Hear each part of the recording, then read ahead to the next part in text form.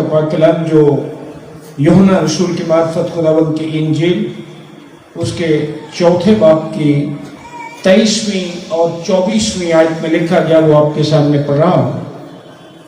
23ویں آیت میں لکھا ہے، مگر وہ وقت آتا ہے بلکہ اب ہی ہے کہ سچے پرستار باپ کی پرستش روح اور سچائی سے کریں گے، کیونکہ باپ اپنے لیے ایسے ہی پرستار ڈھونڈتا ہے۔ 24ویں آیت جو ہمارے کنونشن کی مرکزی آیت ہے اس میں لکھا ہے، خدا روح ہے اور ضرور ہے کہ اس کے پرستار روح اور سچائی سے پرستش کرے۔ خداوند کی برکت اس کے پاک کلام کے پڑھے اور سنے جانے پر اب آئیے اپنے سروں کو خداوند کے حضور جھکائیں اور دعا مانگیں۔ اور میری گزارش ہوتی ہے آپ سب سے، میں ہمیشہ کہتا ہوں کہ جب میں پیغام دوں تو کوئی 3 بھائی بہنیں بیٹے بیٹیاں پادری صاحبان کوئی بھی 3 لوگ کم از کم حاضرین میں سے مسلسل دعا میں رہیں، کان میری آواز کی طرف رہیں لیکن دل میں میرے لیے، کلیسیا کے لیے، پادری صاحب کے لیے دعا کرتے رہیں کہ یہ پیغام خدا مؤثر ٹھہرائے اور فضل بخشے کہ یہ بہتوں کے لیے برکت کا سبب ہے۔ دعا مانگیں۔ خداوند یسوع مسیح میں ہمارے رحیم باپ، بڑی عاجزی، حلیمی اور فروتنی کے ساتھ تیرے فضل کے تخت کے سامنے یسوع مسیح کے عظیم اور قادر نام میں آتے ہیں،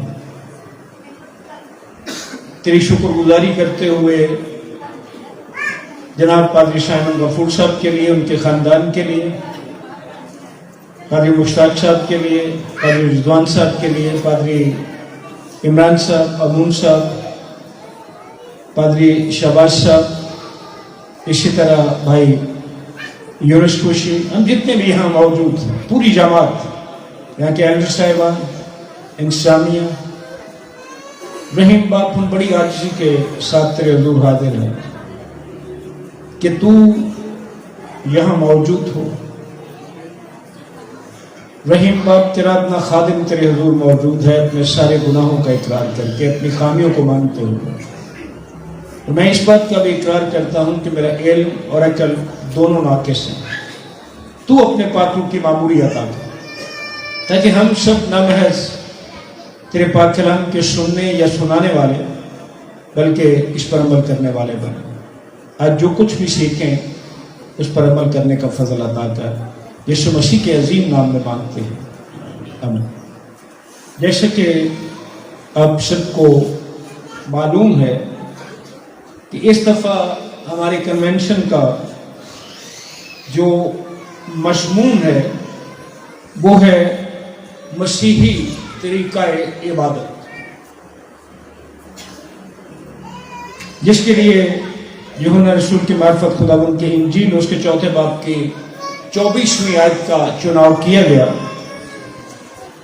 اب مجھے نہیں پتا کہ آپ کے دلوں میں، آپ کے ذہنوں میں کیا ہے، لیکن جب اس مضمون کی بات کی جائے تو شاید لوگ یہ سمجھتے ہیں کہ مسیحی طریقہ عبادت سے مراد ہے غیر اقوام کی طرح عبادت کے جسمانی یا دنیاوی طریقے۔ آپ اپنے ارد گرد نظر دوڑائیں تو آپ کو عبادت کے خاص طریقے نظر آتے ہیں، کسی طریقے سے عبادت کرنی۔ اسی طرح اگر ہم یہودیوں میں دیکھیں، ہندوؤں میں دیکھیں، سکھ ازم میں دیکھیں یا دیگر غیر اقوام میں دیکھیں تو ان میں عبادت کے کچھ مخصوص طریقے ہیں، اور اگر ہم اپنے ارد گرد اپنے ہی لوگوں میں دیکھیں، مسیحی قوم میں دیکھیں تو ہمیں بہت کچھ نظر آ جاتا ہے۔ مثال کے طور پر جو میری عمر کے لوگ ہیں انہیں بخوبی علم ہے کہ آج سے 40-50 برس پہلے اگر دیکھیں تو عبادت کے دوران تالیاں بجانے کا کوئی رواج نہیں تھا۔ جو میری عمر کے لوگ ہیں آپ اتفاق کریں گے کہ آج سے 40-50 سال پہلے عبادت کے دوران تالیاں بجانے کا رواج نہیں ہوتا۔ کیونکہ لوگ سنجیدگی سمجھتے تھے کہ خدا کے ساتھ حضور سنجیدگی سے آنا ہے. اس کے بعد جب زبور اور گیت گائے جاتے تھے تالی نہیں بجائی جاتی تھی, ہاں ساز ضرور بجائے جاتے تھے. پھر تھوڑا دور آیا تالی بجانے کا. اب ہمارا دور جو ہے وہ تالی بجانے کا نہیں ہے, تالیوں کے سٹائل پہ آ گیا کہ تالیاں کس کس سٹائل سے بجاتے ہیں. چلو تالی تو اپنی جگہ رہ گئی, آپ نے تو سٹائل اپنا لی ہے, کوئی کسی طرح بجاتا پھر رہا ہے, کوئی کسی طرح بجاتا پھر رہا. اس کے بعد کچھ گرجا گھروں میں یا کنونشن کے عبادت کے دوران مجھے بڑی شرم آ رہی ہے یہ بات کہتے ہیں اور بڑا افسوس بھی ہے, ڈانس رواج پکڑ گیا. ڈانس کرتے ہیں, ناچتے ہیں, اچھل کود, سنجیدگی نام کی کوئی چیز ہی نہیں. اور یہ یاد رکھیں کہ یہ مسیحی طریقہ عبادت نہیں. ڈانس, اچھل کود, شور شرابہ, یہ مسیحی طریقہ عبادت نہیں. اس کے بعد آپ نے دیکھا ہوگا کئی لوگ گرجے میں داخل ہوتے ہیں, گھٹنے ٹیکتے ہیں, باپ بیٹا رٹ کو اس کا نشان بناتے ہیں. یہ بھی بت پرستی کے زمرے میں آتا ہے. بات لمبی نہ ہو جائے تو کہنا یہ چاہتا ہوں کہ آج جو کچھ آپ خدا کے کلام میں سے سنیں گے, جو آپ مسیحی طریقہ عبادت سمجھتے ہیں, دراصل کلام یہ بتاتا ہے کہ وہ مسیحی طریقہ عبادت نہیں. ہم نہ وقت کے پابند ہیں, شکر گزار ہوں خدا کے, ہم نہ وقت کے پابند ہیں نہ کسی رٹی رٹائی عبادت کے پابند ہیں کہ یہی پڑھنا ہے, اتنے بجے پڑھنا ہے اور یہ پڑھنا. خدا نے جو ہمیں عبادت کی آزادی دی ہے مسیحیوں کو, وہ بہت سے لوگوں کو, بلکہ میں سمجھتا ہوں کہ بغیر مسیحیوں کے کسی کو حاصل ہی نہیں ہے. اس کی بات وجہ آگے چل کے ہم جانیں گے. مسیحی عبادت کے 3 حصے ہیں. اس میں گیت یا زبور پہلا حصہ ہے, حمد و ثنا کہہ لیجیے. اس کے بعد خدا کا کلام سننا یا سنانا, اور پھر تیسرا حصہ ہے دعا. تینوں حصے جو ہیں آج کے دور میں ان کا انداز بدل گیا. زبور, گیت, روحانی غزلیں گاتے وقت ہم سنجیدگی کا بالکل لحاظ نہیں کرتے. کلام سنانے والے بھی نت نئے انداز اپناتے ہیں. میرے ہم خدمت اور بہت پڑھے لکھے لوگ یہاں موجود ہیں, آپ اتفاق کریں گے جب خدا نے الطار کے لیے کہا کہ یہ بنایا جائے تو کیوں بنایا جائے؟ مائک پکڑ لیتے ہیں, ایک اینڈ سے شروع ہوتے ہیں, دوسرے اینڈ تک پتہ نہیں ڈانس کرتے, چیختے, پکارتے. وہ انداز مجھے سمجھ نہیں آیا آج تک کہ یہ عبادت کا یا کلام سنانے کا کون سا طریقہ. اس کے بعد نہ صرف سنانے والوں نے اپنا انداز بدل لیا ہے, ایک جگہ ٹکنا ہی نہیں, پتہ نہیں مجھے نہیں سمجھ آئی کہ یہ کیا انداز ہے. اور پھر بلا وجہ چیخ چیخ کر بولنا, اونچی آواز سے بولنا ایک اور چیز ہوتی ہے, بلا وجہ چیخنا یہ بھی کوئی اچھی بات نہیں ہے. اسی طرح ہم دیکھتے ہیں کہ ہماری عبادت کے دوران دعا کا انداز بھی بدل گیا ہے. کئی لوگ ہیں جو سنجیدگی کے ساتھ دعا کر ہی نہیں سکتے. ان کے انداز سے لگتا ہے, بات غور سے سنیے, بعض لوگ جب دعا کرتے ہیں تو ان کے انداز سے لگتا ہے کہ وہ خدا سے التجا یا منت نہیں کر رہے بلکہ اس کو حکم دے رہے, ابھی کر, یہ کر, وہ کر, پتہ نہیں کہاں سے یہ ہم نے سیکھ لیا. یہ تو دعا کا انداز نہیں کلام مقدس. کبھی پڑھ کے دیکھ لیجئے ایمانداروں کی, ایماندار دعا میں ہمیشہ خدا سے کیا کرتا ہے؟ منت کرتا ہے، التجا کرتا ہے، درخواست کرتا ہے۔ بات صرف اتنی نہیں ہے کہ ان تینوں حصوں میں یعنی کلام، گیت زبور اور دعا سب کچھ سنجیدگی سے بڑی ایک ہی آیت میں میں سمجھتا ہوں، ایک ہمارے کنونشن کی مرکزی آیت اور ایک وائس کی کتاب کا 12واں باب، اور اگر آپ پہلی آیت پڑھیں 5واں باب، معاف کرنا، وائس کی کتاب اس کا 5واں باب پہلی آیت پڑھیں تو وہاں ایک ایسا شخص سلیمان جو آج تک کی انسانی تاریخ کا سب سے زیادہ پریکٹیکل انسان ہے، جسے خدا نے اپنی اسپیشل خاص حکمت سے نوازا تھا، سن لیجیے ذرا اس نے کیا کہا۔ وائس کی کتاب 5ویں باب کی پہلی آیت میں لکھا ہے، جب تو خدا کے گھر کو جاتا ہے تو سنجیدگی سے قدم رکھ۔ میں ابھی اتنی ہی آیت پڑھتا ہوں، وجہ کیا ہے؟ اب جب خدا کے گھر کو آپ جاتے ہیں، کلام کہتا ہے سنجیدگی سے قدم رکھ، اور جب آپ خدا کے گھر میں پہنچ گئے تو وہ سنجیدگی قائم نہیں رہنی چاہیے۔ کلام تو یہ کہہ رہے ہیں کہ جب تو خدا کے گھر کو جاتا ہے تب بھی سنجیدگی سے قدم رکھ، اور جب آپ خدا کے گھر میں پہنچ جاتے ہیں تو وہاں تو انتہائی سنجیدگی کا تقاضا ہونا چاہیے، اور ہے بھی۔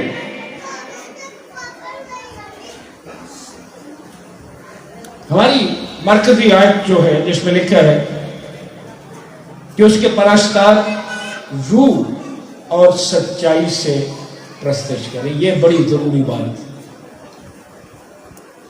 ہماری روح جو ہے اگر اس کے اندر سے، ہمارے دل کے اندر سے، باطن سے کوئی بات نہیں نکل گئی تو نہ ہماری دعا خدا کے دور پہنچتی ہے، نہ ہمارا کلام سنانا، نہ ہمارا حمد و ثنا کرنا۔ بہت سی زندگیاں دیکھ لیجیے، میں ایک خادم ہوتے ہوئے کہتا ہوں کہ بس مرتبہ آپ ہماری زندگیوں میں دیکھتے ہیں کہ ہم جو کلام سناتے ہیں ہم خود اس پر عمل نہیں کرتے۔ ایک گانے والا جو ہے، گیت گانے والا، حمد و ستائش کرنے والا، وہ گیت پروفیشن سمجھ کے گاتا، جبکہ پرستش کا یہ طریقہ نہیں۔ اگر گیت لکھنے والا اسی روش پہ چلے جو وہ لکھتا ہے، گانے والا اسی روش پہ چلے جس انداز سے وہ گاتا ہے یا جو اس گیت میں کہا گیا ہے، اور پھر کلام سنانے والا جو کلام سنا رہا ہے اسی روش پہ چلے، تو آج ہماری کلیسیاؤں میں شاید بیداری ہے، یہ حالت نہ ہو جو ہماری آج حالت ہے۔ کلام مقدس کے مطابق خدا کی بزرگی کرنا، احترام کرنا، فرمان برداری، اطاعت اور تعظیم کرنے کا نام عبادت ہے۔ پھر سن لیجیے، عبادت کیا ہے؟ خدا کی بزرگی، اس کا احترام، اس کی فرمان برداری، اطاعت اور تعظیم کرنے کا نام عبادت ہے۔ اب پرستش کو کئی دفعہ لوگ کہتے ہیں کہ یہ زبور گیت گانا ہی ہوتا ہے، پرستش ہی ورشپ ہے، عبادت ہے۔ اس کے لیے انگریزی زبان میں پڑھ کے دیکھ لیجیے تو ورشپ کا لفظ استعمال ہوا۔ خدا کی خدمت جس میں فرمان برداری اور مکمل اطاعت شامل ہو، اس کو عبادت کہتے ہیں۔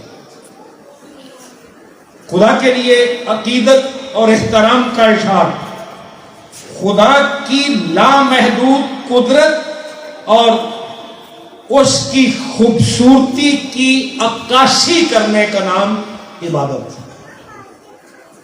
جس طرح خدا ہمارا شفیع مہربان ہے، اگر میری زندگی سے اس کی عکاسی نہیں ہوتی میں کون سی عبادت کرتا ہوں؟ اور پھر خدا کی لامحدود قدرت جو ہے اس کو ظاہر کرنا عبادت ہے۔ اب دیکھتے ہیں ہم کہ سچی یا حقیقی عبادت ہے کیا۔ ہمارے کنونشن کا مشمول اور مرکزی آیت کے مطابق سب سے پہلی بات جو سمجھنے والی ہے، مہربانی کر کے توجہ سے سنیے، وہ ہے سچی یا حقیقی پرستش یا عبادت ہے کیا؟ عبادت کی نوعیت جو ہے وہ اندر سے باہر ہے، اور اس کے برابر دو حصے ہیں، یکساں حصے ہیں، دو حصے۔ میں نے کیا کہا کہ عبادت کی نوعیت کہاں سے ہے؟ اندر سے، اندر سے باہر آنی چاہیے۔ اگر ہماری عبادت اندر سے باہر نہیں آ رہی تو پھر وہ عبادت نہیں ہے جی۔ اور پھر جیسے میں نے گزارش کی کہ اس کے دو حصے ہیں، اندر سے باہر کا مطلب ہے کہ عبادت کا تعلق جو ہے وہ باطن سے ہے، آپ کے اندر سے ہے۔ آپ میرے ساتھ اتفاق کریں، جتنے لوگ یہاں بیٹھے ہیں کہنے کو عبادت میں آئے، مجھے نہیں پتا کسی کا دل کہاں پہ ہے، کوئی کیا سوچ رہا ہے، کس ارادے سے ساتھ آیا۔ جب تک عبادت اندر سے باطن سے نہ ہو، بدن آپ کا گرجا گھر بیٹھا رہے، فائدہ کچھ نہیں۔ آپ زبان سے گیت گائیں، کلام سنائیں یا سنیں، کچھ فائدہ نہیں ہے۔ تو یہ یاد رکھ لیجئے کہ عبادت کی نوعیت جو ہے وہ اندر سے باہر، وہ نکلے آپ کے اندر سے، اس کا اظہار۔ اب لازم ہے کہ ہم ان دونوں حصوں پر کو مد نظر رکھیں۔ دو حصے میں نے گزارش کی تھی، اب وہ کیا ہے؟ روح اور سچائی۔ ضرور ہے کہ اس کے پرستار روح اور سچائی سے اس کی پرستش کریں۔ سچی عبادت کا معاملہ جو ہے وہ دل کے ساتھ، اور اس کا اظہار پاکیزہ طرز زندگی کے ذریعے کیا جاتا ہے۔ اگر میں بہت اچھی آواز میں گیت گاتا ہوں، دوستائش کرتا ہوں، بہت اچھی طریقے سے کلام سناتا ہوں، میری تعلیم کچھ بھی ہو، اگر میرا طرز زندگی پاکیزہ نہیں ہے تو میں خدا کی عبادت نہیں کرتا۔ آج سے عبادت کو سمجھنے کی کوشش کیجئے۔ صرف یہ نہیں ہے کہ چرچ میں کلام سنا دیا، گیت گا لیے، یا آئے آپ سنڈے کے سنڈے چرچ میں بیٹھے، کلام سنا اور گھر کو چلے گئے، یہ عبادت نہیں ہے۔ عبادت کا تعلق کچھ اور۔ یہ کئی لوگوں کی تو ہو سکتی ہے کہ ہم نے اتنے بجے یہ کرنا ہے، اس طرح سے کرنا ہے، اس انداز سے کرنا ہے، لیکن مسیحی طریقہ عبادت یہ نہیں ہے۔ عبادت جو ہے یہ انسانی تاریخ کا قدیم ترین عمل ہے۔ تاریخ میں آج تک کوئی ایسی ثقافت اور تہذیب نہیں گزری جس نے کسی قسم کی عبادت نہ کی۔ ہر تہذیب جو ہے وہ کسی نہ کسی طرح سے عبادت کرتی ہے، خواہ وہ بتوں کی کرے، خواہ وہ کسی اور کی کرے۔ بہرحال عبادت جو ہے وہ انسان کی زندگی اور تہذیب کا حصہ رہی ہے اور رہے گی، لیکن مسیحیوں کے لیے جو کچھ بائبل مقدس نے کہا، یہ یاد رکھیے، ہم سب خداوند کی مخلوق ہیں، اور خدا نے ہمیں اس لیے خلق کیا ہے، خدا نے ہمیں اس لیے پیدا کیا ہے کہ ہم اس کی عبادت کریں۔ اس نے اس لیے بھیجا تھا کہ ہم مول میلہ کریں دنیا میں اور واپس چلے جائیں، ہم خدا کی عبادت کریں۔ اور اس عبادت کا خلاصہ جو ہے، مختصر بات اس عبادت کی جو ہے وہ 10 احکام میں سب سے پہلے حکم میں پائی جاتی ہے۔ بات غور سے سننے والی ہے، سطحی طور سے سمجھ نہیں آتی اس کی۔ شاید آپ جتنے یہاں موجود ہیں سب کو یہ حکم آتا ہوگا جب خداوند خدا نے کہا تھا میرے حضور تو غیر معبودوں کو نہ مانے۔ خروج کی کتاب کے 20ویں باب کے 30ویں آیت، اس میں عبادت کے بارے، اس آیت میں ان الفاظ میں کہ میرے حضور تو غیر معبودوں کو نہ ماننا، इबादत के बारे हमें 3 सच्चाइयां सिखाई गई। वो 3 सच्चाइयां क्या है? पहली सच्चाई, हमें खुदा की इबादत इसलिए करनी चाहिए, क्या आप कहेंगे? कि उसने हमें घर दिया, उसने हमें सेहत तंदुरुस्ती दी, उसने हमें औलाद दी है, घर दिया, मुलाजमत दी है, रुपया पैसा दिया। नहीं, हमें खुदा की इबादत इसलिए करनी चाहिए क्योंकि वो खुदा। जब ये कहा गया कि मेरे हुजूर तो गैर माबूदों को न मानना, तो इसका मतलब था कि हमें खुदा की इबादत इसलिए करनी चाहिए कि वो खुदा। और फिर न सिर्फ यही, ये लादीनियत के खिलाफ, कुफर के खिलाफ, क्योंकि खुदा एक ही है। इसलिए उसने फरमाया कि मेरे हुजूर तो गैर माबूदों को न मानना। जो कोई भी उस वाहिद खुदा को छोड़कर किसी और माबूद की प्रस्तिश करेगा, किसी और माबूद के सामने अपना सिर झुकाएगा, वो सब बुत परस्त होंगे और कुफर होगा। तो फिर पहला हुक्म, कभी आपने जिंदगी में ये सवाल सोचा कि पहला हुक्म क्यों है? कोई और भी तो पहला हुक्म हो सकता था, लेकिन पहला हुक्म इसलिए पहला हुक्म है कि खुदा का इल्हाम और इंसान का जवाब बाकी हर चीज के लिए बुनियादी है। खुदा का इल्हाम कि मेरे हुजूर तो गैर माबूदों को न मानना, और इंसान का जवाब वो मानता है या नहीं मानता, ये हर एक चीज के लिए क्या है? बुनियाद। दूसरी बात, सिर्फ खुदा ही इबादत के लायक है जो बुत परस्ती से मना करता। बुत परस्ती से आपको मना कौन करता है?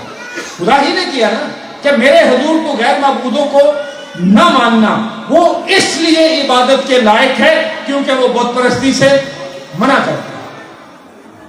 लिहाजा हमारे लिए जरूरी है कि हम इंतहाई खुलूस, एहतराम और अकीदत के साथ अपने खुदा की इबादत करें। और फिर तीसरी सच्चाई जो इस हुक्म में थी कि मेरे हुजूर तो गैर माबूदों को ना मानना, वो सच्चाई ये है, सिर्फ एक ही खुदा है जो आसमान और जमीन को पैदा करने वाला है। मुझे बड़े अफसोस से ये कहना पड़ता है कि दुनिया हम पर इल्जाम लगाती है कि आप 3 खुदाओं को मानते हैं। हमने तो कभी 3 खुदाओं को माना ही नहीं। हमारा खुदा तो कह रहा है मेरे हुजूर तू गैर माबूदों को ना मान। और बाइबल मुकद्दस ने क्या कहा?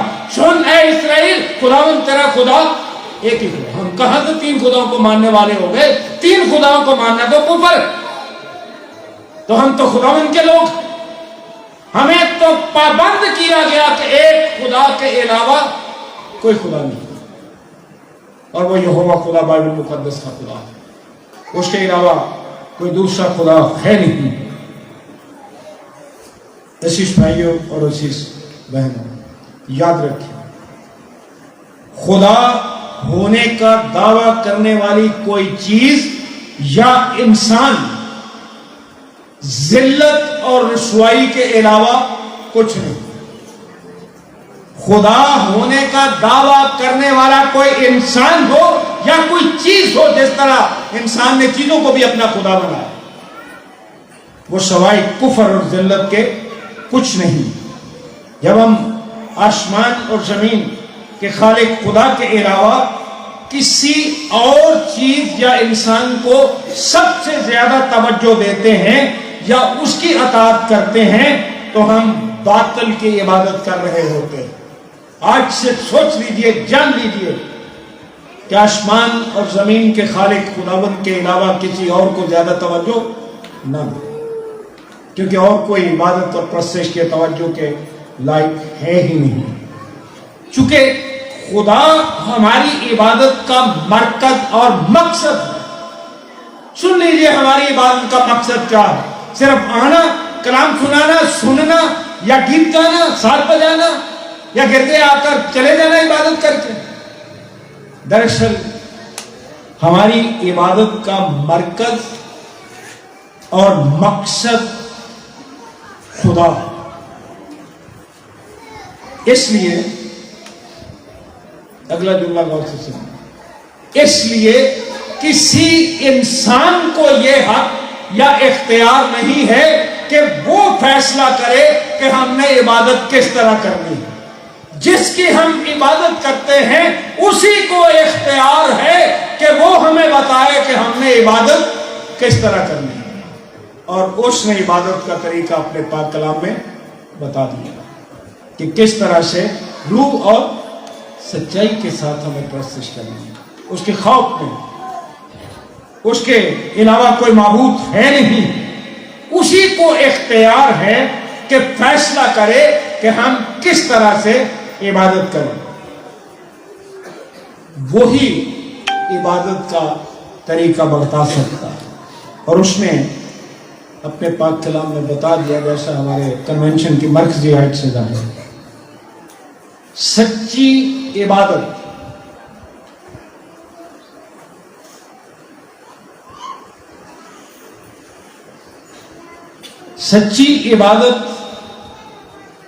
آپ کو پتہ کیا ہے؟ اگر میں آپ سے پوچھوں تو مجھے نہیں پتا آپ کیا کیا جواب دیں گے. لیکن حقیقت یہ ہے کہ بائبل مقدس کے مطابق سچی عبادت دراصل خدا سے ملاقات ہے. اور اگر آپ کی خدا سے ملاقات عبادت میں نہیں ہوئی تو پھر آپ نے عبادت کوئی نہیں کی. اپنا ایک فردن بھا کے کام نہیں توڑ گئے.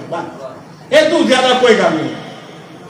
سچی عبادت دراصل خدا کے ساتھ ملاقات ہے. زندگی میں خدا کا تجربہ کرنا, اس کی بزرگی کے لائق اس کی تمجید کرنا اور لوگوں کے سامنے خدا کو پیش کرنا. اپنی زندگی سے, اپنی گفتگو سے لوگوں کے سامنے خدا کو پیش کرنا, یہ سارا کچھ عبادت ہے. اس کے ساتھ اپنی محبت کا اظہار کرنا. اور خدا چاہتا ہے کہ ہم اس کی عظمت, قدرت اور اس کے جلال کو تسلیم کریں. کلام مقدس میں بتایا گیا ہے, مکاشفہ کی کتاب 4 باب اور اس کی 11ویں آیت اگر آپ دیکھیں تو وہاں لکھا ہے, اے ہمارے خداوند اور خدا. جب آپ وہ دعا جو مسیح خداوند نے سکھائی تھی پڑھتے ہیں, اس میں ہم کیا کہتے ہیں؟ اے ہمارے باپ. مکاشفہ کی کتاب یہ کہہ رہی, اے ہمارے خداوند اور خدا,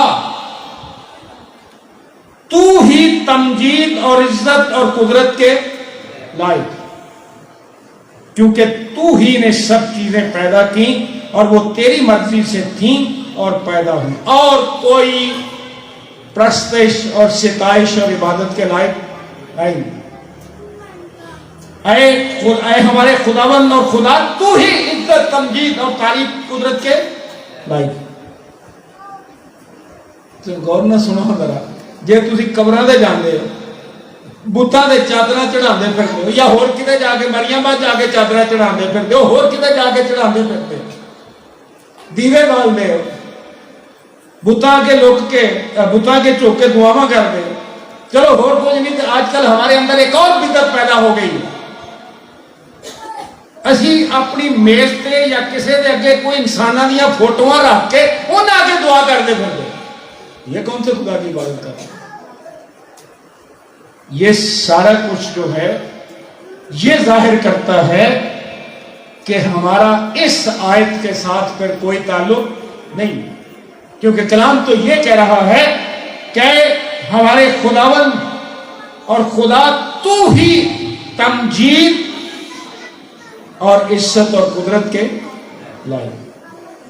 تو جب آپ کسی اور کی تعریف کریں گے, تمجید کریں گے, خدا کے برابر کسی اور کو عزت دیں گے, تو مطلب صاف ظاہر ہے کہ آپ کا اس آیت کے ساتھ کوئی تعلق نہیں, بائبل مقدس کے خدا کے ساتھ آپ کا کوئی تعلق نہیں ہے. عزیز بھائیوں اور عزیز بہنوں, بائبل مقدس میں نایت ناموں میں عبادت کے لیے جو یونانی زبان میں لفظ استعمال ہوا ہے وہ ہے پراسی کیوناو. اس کے معنی ہیں آگے گرنا یا آگے جھکنا، یہ عبادت، اور روح اور سچائی سے پرستش کرنا۔ آج جب ہم یوحنا رسول کی معرفت انجیل میں پائے جانے والے گہرے سچ کا جائزہ لیتے ہیں کہ خدا روح ہے، اور ضرور ہے کہ اس کے پرستار روح اور سچائی سے پرستش کریں۔ اگر آپ نے یہ سارا واقعہ پڑھا ہو، کچھ آیات ہم نے سب نے مل کر پڑھی تھی، دراصل ہماری مرکزی آیت اس کنونشن کی جو ہے،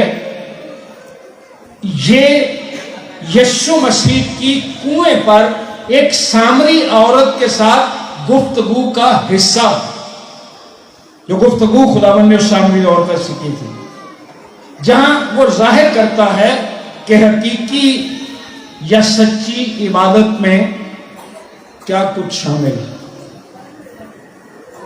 آئیے 4 نکات دیکھتے ہیں جو ہماری روزمرہ زندگی کو متاثر کرتے ہیں۔ پہلی بات کہ خدا کو روح کے طور پر سمجھنا۔ جب خداوند یسوع اعلان کرتا ہے کہ خدا روح ہے، تو خدا کی غیر مادی اور نادیدنی فطرت پر زور دیتا۔ خدا غیر مادہ اور کیا ہے؟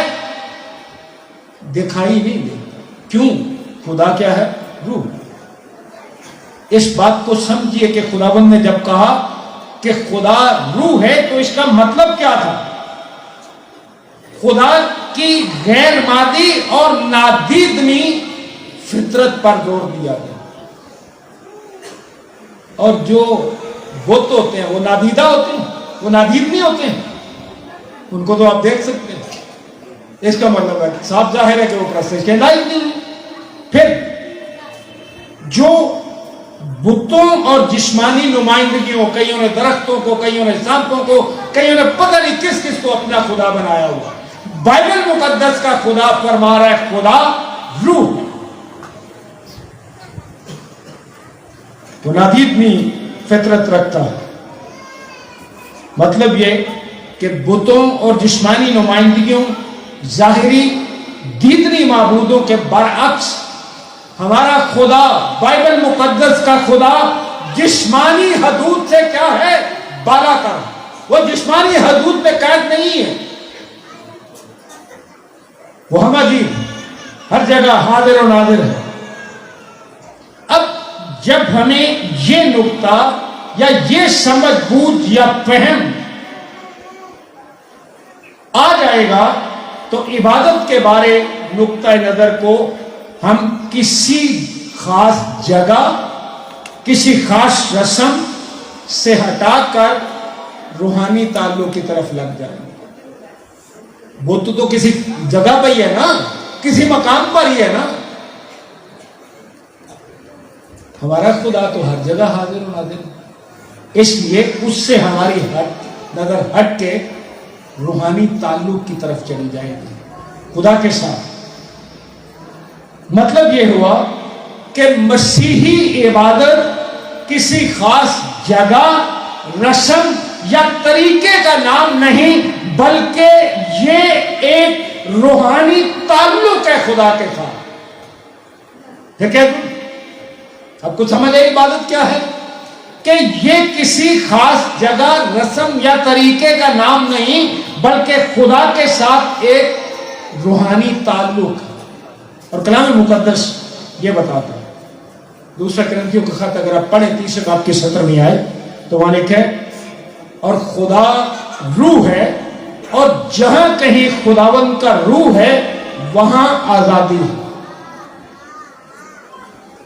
عزیز بھائیوں اور عزیز بہنوں، یہ آیت ایمانداروں کی زندگی میں روح القدس کے وسیلے تبدیلی کی طاقت پر روشنی ڈالتی ہے۔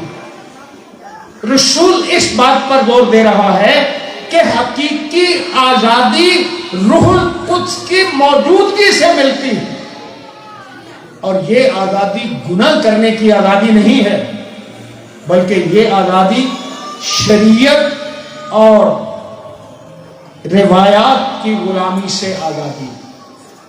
بات سمجھ رہے ہیں آپ کہ مسیحی عبادت نہ تو شریعت کی پابند ہے نہ جسمانی روایات کی پابند، اس سے آزادی ہے۔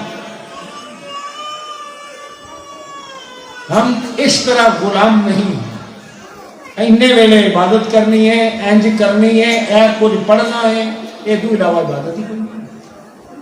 تو بھائیوں اور بہنوں، روح الخدا کا روح جو ہے وہ ہمیں آزادی دیتا ہے، کیونکہ لکھا ہے جہاں کہیں خداوند کا روح ہے وہاں آزادی، اور یہ آزادی یسوع مسیح کے فضل اور سچائی میں زندگی بسر کرنے کی آزادی ہے۔ یہ آزادی اگر مثال دی جائے دنیاوی تو میں سمجھتا ہوں کہ یہ آزادی اس پرندے کی آزادی کی طرح ہے جسے پنجرے سے آزاد کر کے کھلے آسمان میں چھوڑ دیا جائے۔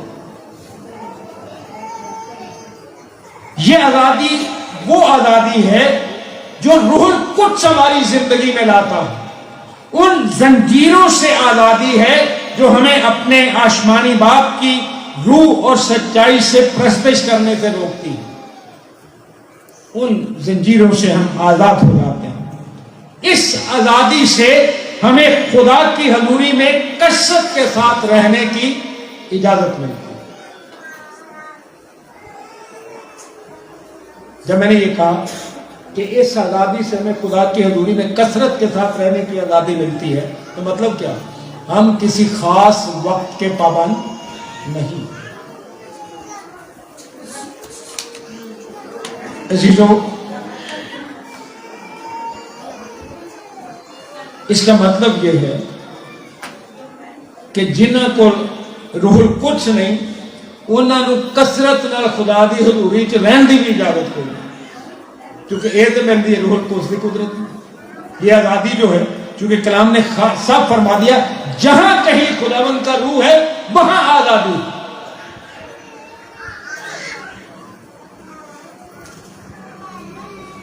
جان سٹارٹ ایک خدا کا بندہ، اس کا کہنا ہے کہ روح القدس کی آزادی وہ آزادی نہیں جو کچھ ہم کرنا چاہتے ہیں۔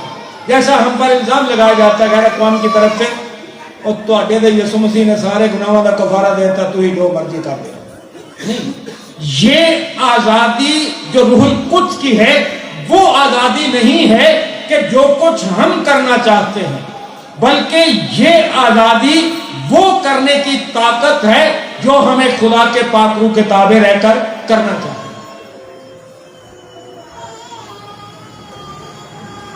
کبھی آپ نے بچوں کو، اگر کسی کے ماں باپ یا بچے ان سے دور رہتے ہیں، کسی غیر ملک میں ہیں یا فاصلے پر ہیں، تو کبھی آپ نے بچے کو فون پر اپنے والدین سے باتیں کرتے سنا؟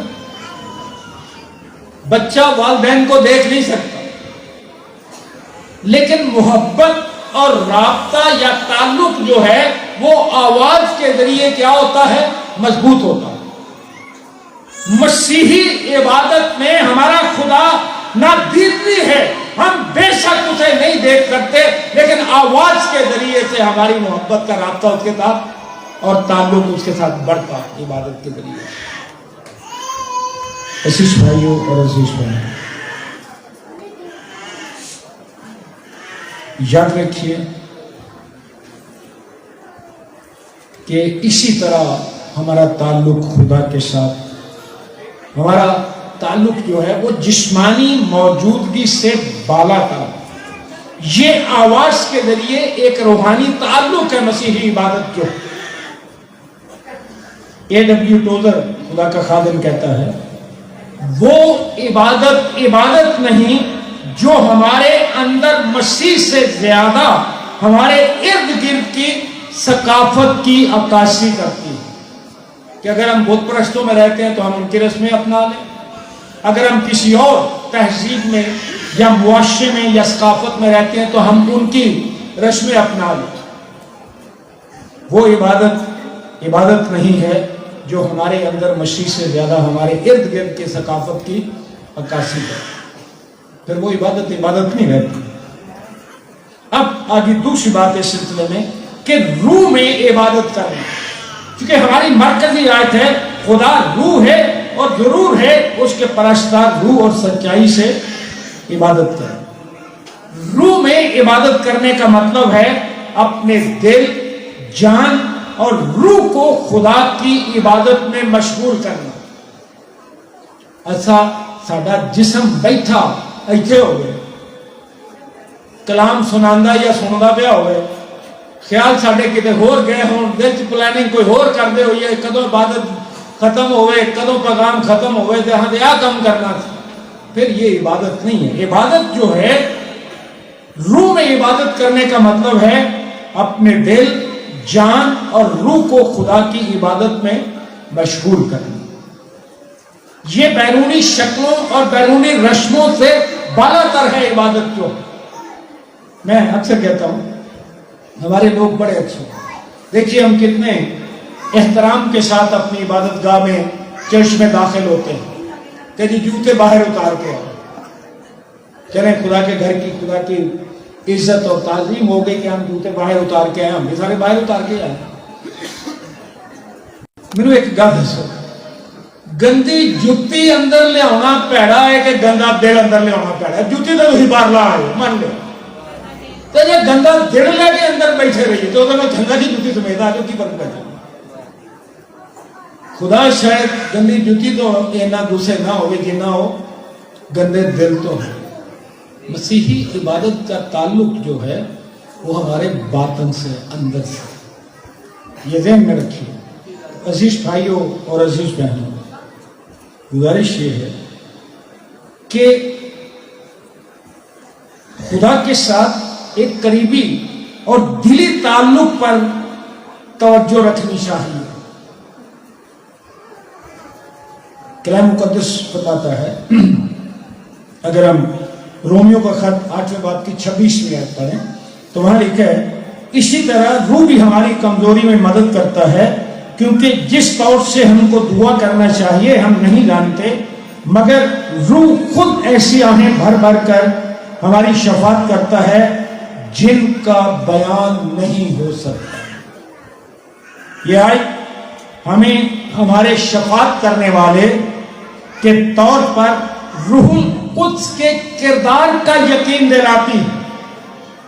कमजोरी और गैर यकीनी की हालत में, खास तौर पर जब हम दुआ करने के लिए हमें दुरुस्त अल्फाज न मिल रहे हों, तो रूहुल कुद्स आगे बढ़कर हमारी मदद करता है कि क्या दुआ करनी।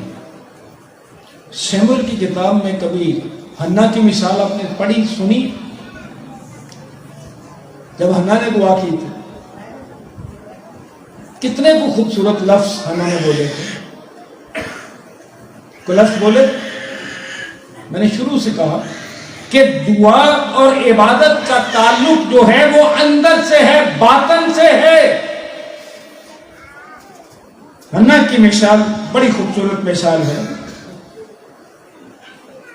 कुरान मुकद्दस ये बताता है, अगर आप शमूएल की पहली किताब उसके पहला बाब 13वीं आयत से 15वीं आयत तक पढ़े तो अंदर से मैं आपको बता देता हूं वहां क्या लिखा है। हन्ना ने जवाब दिया, ऐ मेरे मालिक, मैं तो गमगीन औरत, मैं तो अपने गम में अपने खुदा को पुकार रहा हूं, मैं तो गमगीन औरत, क्योंकि यह समझा जा रहा था ना शायद हन्ना नशे में। तो उसने कहा, ऐ मेरे मालिक, मैं तो गमगीन औरत हूं, मैंने तो खुदावन के आगे अपना दिल उंडेला। यही मसीही इबादत, खुदावन के आगे अपना दिल उंडेलना। और मसीही इबादत का तकाजा ही ये है कि अपना दिल खुदावन के सामने उंडेल दिया जाए। कई दफा माँ बाप जब बच्चा अपने जज्बात का इजहार करना चाहता है लेकिन वो बोल नहीं पाता, तो आपको पता क्या होता है? माँ या बाप अपने लफ्जों से समझते हैं कि बच्चा ये कह रहा है। माँ क्या कहे, मेरे पुत्र को भूख लगी है, भूख लगी, बच्चा तो नहीं बोल रहा। ماں اس کے جذبات کا خود اظہار کر رہی ہے، باپ کرے گا، اسی طرح ہمارا آسمانی باپ جب اس کے حضور جھکتے ہیں تو روح القدس ہماری شفاعت کرتا ہے. ہمارے پاس لفظ نہ بھی ہو تو روح القدس ہمارا اندر خدا کے سامنے پیش کر دے کہ یہ کیا کہنا چاہتا ہے، اس کی کیا خواہش ہے، کیا چاہتا ہے. میرے عزیزوں، خدا کا پاک روح ہماری شفاعت کرتا ہے. کلام مقدس جو عبادت کا طریقہ بتاتا ہے وہ یہی ہے کہ ہم اپنا دل خداوند کے سامنے انڈیلیں اور سنجیدگی سے. خدا کا خادم چارلس سپرجن جو ہے بہت بڑا خدا کا خادم ہے، اس نے کہا تھا کہ روح کی شفاعت ہماری اپنی سمجھ سے بالا تر ہے. ہم روح کی شفاعت کو نہیں سمجھ سکتے کیونکہ وہاں لکھے ہم نہیں جانتے کہ کس طرح دعا کرنی چاہیے، اور روح ہمارے خاطر آہیں بھر بھر کر دعا کرتے ہیں. چارلس سپرجن کا کہنا ہے کہ روح کی شفاعت ہماری اپنی سمجھ سے بالا تر ہے اور خدا کے سامنے ہمارے دلوں کی گہری خواہشات کا اظہار کرتی ہے. روح کی شفاعت جو ہے وہ ہمارے دل کا یا ہمارے دلی خواہشات کا خدا باپ کے سامنے اظہار کرتی ہے. روح میں عبادت کرنا کسی خاص طریقے یا کاملیت کے بارے نہیں ہے، بلکہ حقیقی جذبے اور خدا کے ساتھ تعلق کے بارے میں. جان پائپر نے ایک مرتبہ کہا تھا کہ عبادت کا باطنی جوہر، اس کا نچوڑ اندر سے باطن سے یہ ہے کہ خدا کو صحیح معنوں میں جانے اور پھر دل سے اس جاننے کے علم کا جواب دے. جب آپ خدا کو جانتے ہی نہیں تو کس کی عبادت کریں؟ انجانے خدا کی. سنیے ذرا کلام مقدس میں کیا لکھا تھا. 22ویں آیت سب نے ہم نے پڑھا تھا جب پہلے دوسری تلاوت کی تھی. یونا رسول کی معرفت خداوند کی انجیل 4 باب 22ویں آیت میں لکھا ہے، تم جسے نہیں جانتے اس کی پرستش کرتے ہو. ہم جسے جانتے ہیں اس کی پرستش کرتے ہیں. اگر ہم خدا کو اس طور سے جانتے ہی نہیں جس طور سے کہ وہ چاہتا ہے کہ ہم جانیں، تو ہم کس کی پرستش کریں، کس کی عبادت کر رہے ہیں؟ پہلے روح القدس کے وسیلے خدا کو جان. اب تیسری بات جو آپ کے سامنے رکھنا چاہتا ہوں، سچائی سے عبادت کرنا. خدا روح ہے اور ضرور ہے کہ اس کے پرستار روح اور سچائی سے پرستش کریں. سچائی سے عبادت کرنے میں ہماری عبادت کو خدا کا کلام اور اس کی فطرت کی سچائی کے ساتھ ہم آہنگ کرنا شامل ہے. خدا کا کلام اور اس کی فطرت کی سچائی کے ساتھ ہم آہنگی جو ہے یہ عبادت کا لازم حصہ ہے. مطلب یہ کہ ہماری عبادت کی بنیاد خدا کا کلام ہو جو اس حقیقت کی عکاسی کرتی ہے کہ خدا کون اور اس کے احکامات کیا. یاد رکھیں، سچائی ہماری عبادت کو مستند بنا دیتی ہے، پکا کر دیتی ہے اور سطحی ہونے اور گمراہ ہونے سے روکتی ہے. میں نے پہلے بھی ذکر کیا، چونکہ ہماری عبادات میں وہ سچائی اور سنجیدگی نہیں ہے، اسی لیے تو ہم گرجا گھروں میں عبادت کے دوران ڈانس، اچھل کود، شور شرابہ اور سنجیدگی کہیں نام کو بھی نہیں ملتی. یہ کون سی عبادت ہے؟ کیونکہ ہم نے دراصل نہ سچائی کو جانا، نہ خدا کو جانا، نہ اس کے کلام کو جانا کہ وہ چاہتا کس طرح کہ ہم اس کی عبادت کریں. 145واں زبور اور اس کی 18ویں آیت اگر آپ دیکھیں تو वहां आप पढ़ सकते हैं खुदावंद उन सब के करीब है जो उससे दुआ करते हैं, यानी उन सब के जो सच्चाई से दुआ करते हैं। दुआ तो हम सारे करते हैं, बाद तो आप देख सकते हो हमारी जिंदगी में खुदा हमें अपने करीब नजर नहीं आता, क्यों?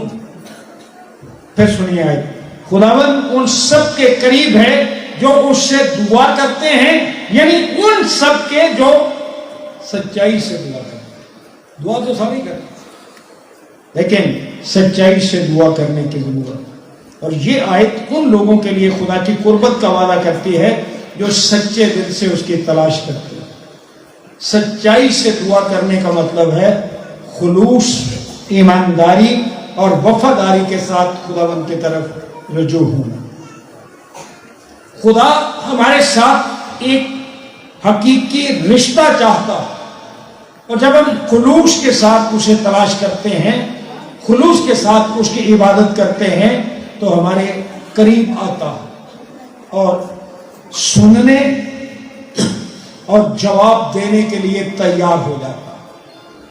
मत्ती रसूल की मार्फत खुदावंद की इंजील 15वां बाब 21वें आयत से एक वाक़ा बयान करना चाहता हूं कि किस तरह पर खुदा हमारे करीब आकर हमारी सुनता है और जवाब देता है। बड़ी मुख्तसर यहां से बताना चाहता हूं एक दो बातें। कलाम मुकद्दस कहता है, फिर यीशु वहां से निकलकर सूर और सैदा के इलाके को रवाना हुआ, और देखो एक केनानी औरत उन सरहदों से निकली और पुकार कर कहने लगी, आए खुदावंद इब्ने दाऊद मुझ पर रहम कर, एक बदरू मेरी बेटी को बहुत सताती है। मगर उसने उसे कुछ जवाब ना दिया। एक औरत खुदावंद के पास दरखास्त लेकर आई है, लेकिन खुदावंद ने उसकी दरखास्त का कोई जवाब नहीं दिया, जबकि देना चाहिए। आगे लिखा है, और उसके शागिर्दों ने पास आकर उससे ये अर्ज की कि उसे रुखसत कर दे, क्योंकि वह हमारे पीछे चिल्लाती है। बात गौर से सुनने वाली। शागिर्दों ने एतराज किया, खुदावंद ने एतराज नहीं किया, वो खामोश रहा, उसने जवाब नहीं दिया कोई भी उस औरत की दरखास्त का। लेकिन शागिर्दों को क्या हुआ? शागिर्दा क्या खुदावंद इन रुखसत कर दे, पर मगरों नास तो साढ़े पीछे आए, शोर पाया इन्हें। पहले तो खुदावंद ने जवाब कोई नहीं दिया। फिर खुदावंद जब बोला तो उसने क्या कहा? उसने जवाब में कहा, मैं इस्राएल के घराने की खोई हुई भेड़ों के सिवा और किसी के पास नहीं भेजा। औरत सोचती होती है, मैं होता या शायद आप होते, हम सोचते खुदावंद दे देना तो चंगा ही, ना ही बोल दो। मेरे दिल च कोई रह तो जाता ना कि खुदावंद होरे की चाहता है, तू तो बोल के ते मेरी गल ही गवाती है, सानू मतलब कर दिता कि हम इस इस्राएली नहीं। ये बात मानने वाली थी वो केनानी औरत। खुदावंद ने कहा कि मैं इस्राएल के घराने की खोई हुई भेड़ों के सिवा और किसी के पास नहीं भेजा गया।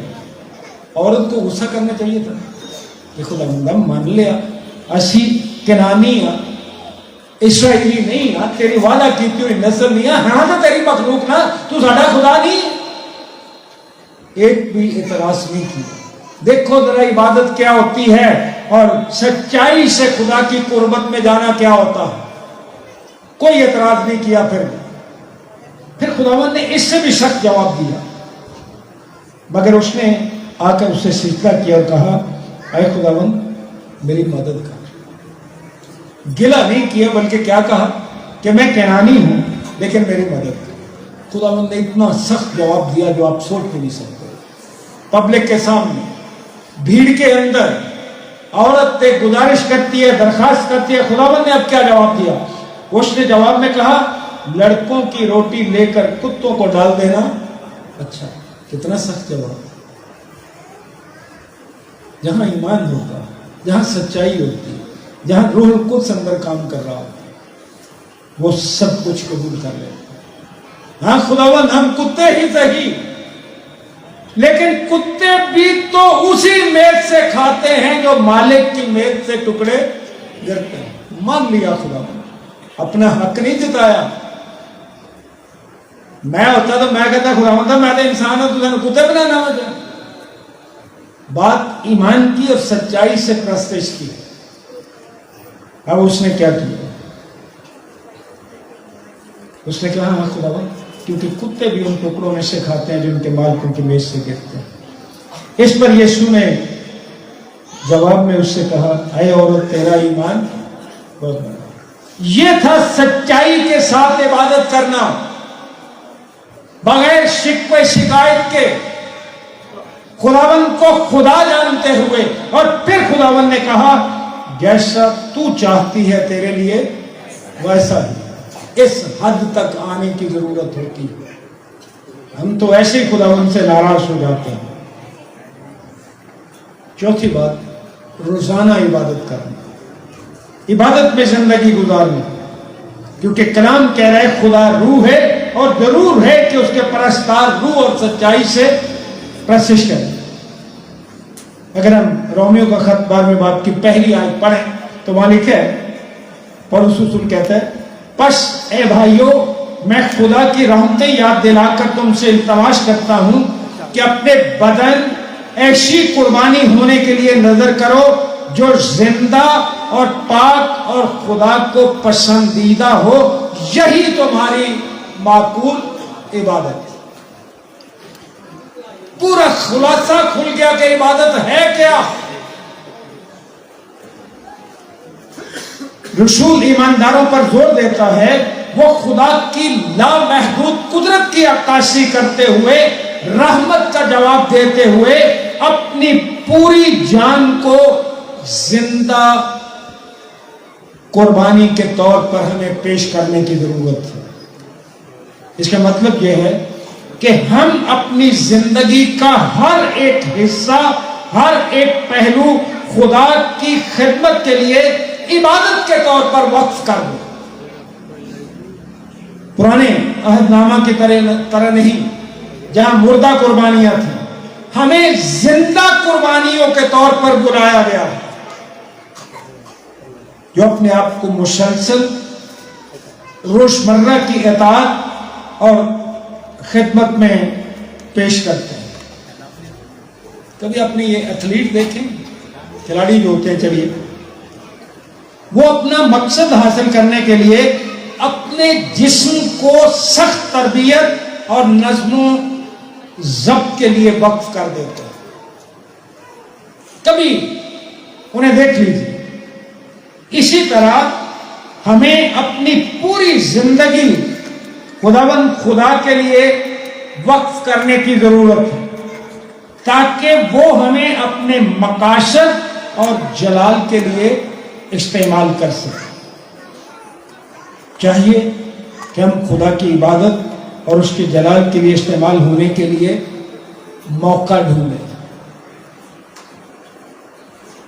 न कि सिर्फ इतवार के इतवार या कन्वेंशन या किसी सेमिनार जाने में। आशीष भाइयों और आशीष बहनों, ये आयात जो हैं, इज्तमाई तौर पर हमें रूहुल कुद्स में पाई जाने वाली आजादी, रूह की शफाअत की मदद, मुखलिस मुतलाशियों के लिए खुदा की कुर्बत का वादा और अपनी जिंदगी को जिंदा कुर्बानी के तौर पर पेश करने की दावत के बारे तालीम देती है। इन सच्चाइयों को कबूल करने के वसीले हम खुदा के साथ अपने ताल्लुकात को गहरा कर सकते हैं और एक ऐसी जिंदगी गुजार सकते हैं जो खुदा के जलाल और अजमत की अक्कासी करती है। रूह और सच्चाई से इबादत करने का मतलब है अपने दिलों और अपनी रूहों को इबादत में शामिल करना। अपना दिल और अपनी रूह इबादत में शामिल करना। आइए आज के बाद हम खुदा की इबादत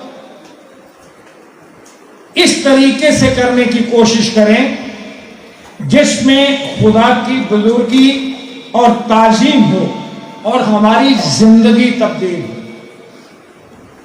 फिर कह दूं क्या कहा? किसी को समझ आई मैंने क्या कहा?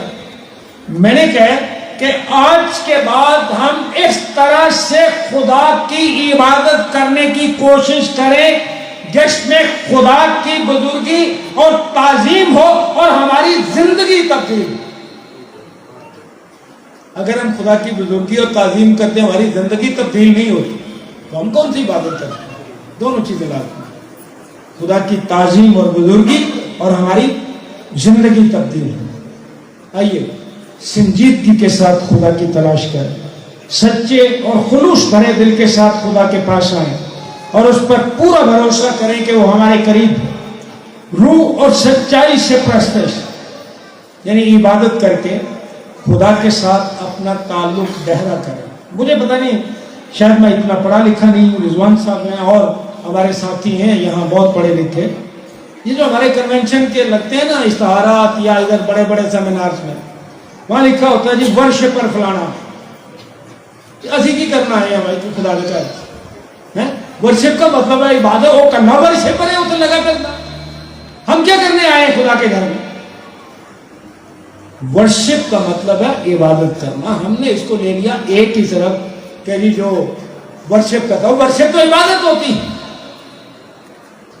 اس لیے عزیز بھائیوں اور عزیز بہنوں، گزارش یہ ہے کہ سچے اور خلوص بھرے دل کے ساتھ خدا کے پاس آئیں، اس پر پورا بھروسہ کریں، روح اور سچائی سے پرستش کر کے خدا کے ساتھ اپنا تعلق گہرا کریں، دعا اور دھیان کلام پر غور و خوض کرنے میں وقت گزاریں، خدا کے روح کو سمجھنے اور اس سے جڑے رہنے بلکہ روح میں بندے رہنے کی کوشش کریں۔